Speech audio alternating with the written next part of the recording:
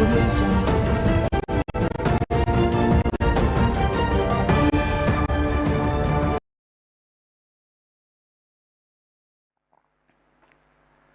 to today's discussion. Of course, this is the hot seat coming to you live every Monday to Friday with me, Dedan Jakariuma, aka Nyundo. Now, we have the country, we have the president who is the unifying factor. And of course, a lot has happened across this week. We've seen new faces in the state, out what we perhaps generally used to, where we always see and confirms that perhaps the state house belongs to different and to be precise, just the few who is serving at the government. And of course, this time round, things have changed. This week, we've seen several individuals having a meeting, the president in the state house. We have got the Quakers who traveled to the state house on 3rd. That's of course Monday. Not forgetting the discussion that took place where on 4th of August with the hundreds of village elders in the state house. And of course, we also saw the private security officers visiting the state house yesterday. All these, we are coming to look into them each and look at why now and why these specific individuals, or else are we also expecting much more individuals visiting the state house? And we will just see and have a look at it and say what's the plan.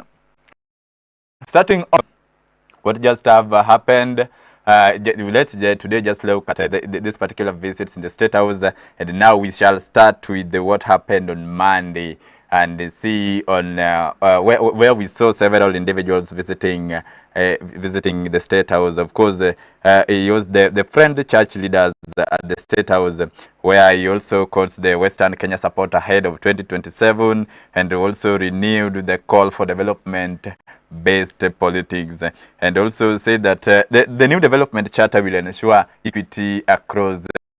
And just have a look at what he had to say as the president. And of course, because we shall be seeing also the Prime Secretary, that's Musalia Mudavadi, and Simon Belengu, the General Superintendent, Friends Church, not forgetting of course the president, as I said earlier. Let's just look at what they have to say and come have a discussion on it.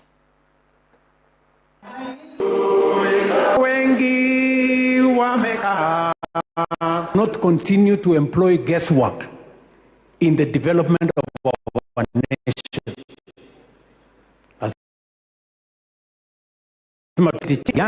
Barabara, vile tutaunganisha stima, vile tutapanga ajira ya watoto wetu, tuwe na mpango ya miaka 20-25, tukubaliane ya kwamba hii ndio hatua tutafuatilia. Nikiwa rais wa nchi hii, hakuna sehemu ya Kenya itawachwa nyuma. Mambo ya siasa ya chuki na kabila na ubaguzi tunazima. Tunakuwa nchi moja ambaye sisi wote ni sawa. Unajua kuna watu wengine wako na madharau. Wanasema ati wananchi hawawezi kuja kusema chochote. Kwani wananchi si nyinyi ndio mlipanga katiba? Kupanga maendeleo ndio itawashinda? Tutapangana hapa na mimi nitakuwa mstari ya mbele mpaka tuhakikishe ya kwamba Kenya tuna utajiri, tunafukuza umaskini, watoto wetu wapate ajira. Somebody who is bitter, who is driven by vengefulness, who is driven by vindictiveness cannot be trusted with leadership. Kama kanisa la marafiki, tunaomba kwamba hata wanasiasa mahala wako watulize boli. Bwana Yesu asifiwe. Speak about what you stand for.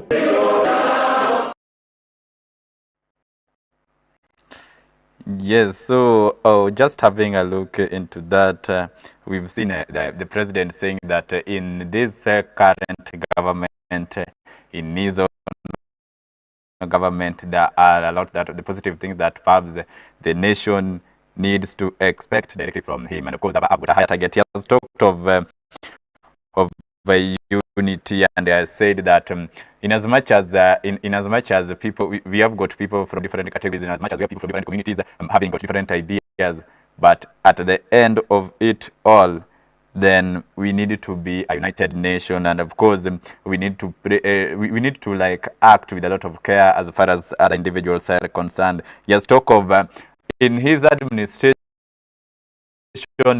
we should just give him time, and of course he is going to ensure that no part of the country is left behind in terms of development, in terms of empowerment, perhaps in his own country, and as the head of state, everyone is going to be included, and of course as far as development is concerned, no part of the country should be left at any point, and therefore in case anyone could be having a different opinion, then these people need just to give him time and not to give speeches that perhaps doesn't really unify the country.